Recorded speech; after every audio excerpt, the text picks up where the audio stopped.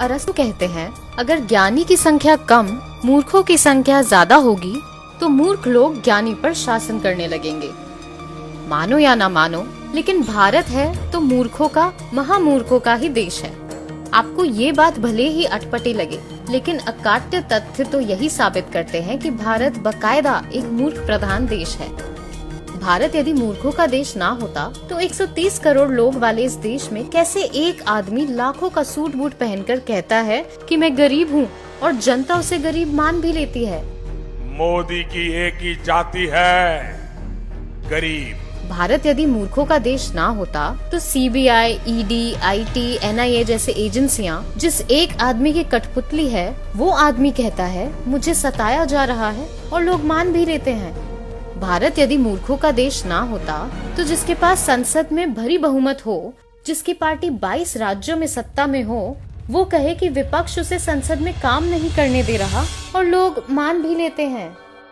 भारत यदि मूर्खों का देश ना होता तो भ्रष्टाचार में जेल काट चुके लोगों को टिकट देकर भी कहता है कि मैं भ्रष्टाचार के खिलाफ लड़ रहा हूँ, लोग उसे भी सही मान लेते हैं। भारत यदि मूर्खों का देश ना होता तो जिसके शासन में सबसे ज्यादा भारतीय सैनिक शहीद हुए, वो कहता है कि दुश्मन उससे कांप रहा है। ये हमारा सिद्धांत है, हम घर में घुस के मारेंगे।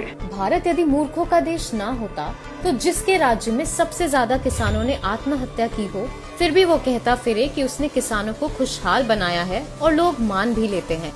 भारत यदि मूर्खों का देश ना होता तो जिसके राज में बलात्कार की वारदातें रोजाना नए कीर्तिमान बना रही हो, फिर भी वो कहता है उनका बेटी बचाओ अभियान सफल है और हम मान भी लेते हैं। बेटी बचाओ, बेटी पढ़ाओ। काला बाजारी को खत्म करने का दावा करके नोटबंदी करने वाला छोटी बड़ी लाखों भारतीय कंपनियां बंद कराकर 2.5 करोड़ भारतीयों को बेरोजगार करके कहता है नोटबंदी सफल रही और लोग मान भी लेते हैं।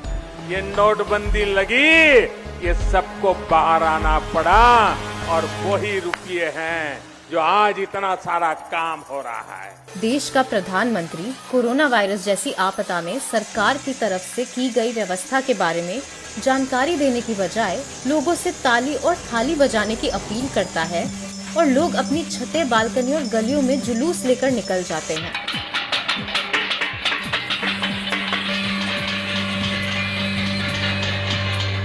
मूर्खों को धर्म, जात, गोत्र, खाप, आस्था, राष्ट्रवाद, जाति आधारित नफरत जैसे तोहफे हमेशा से बेहद पसंद आते हैं।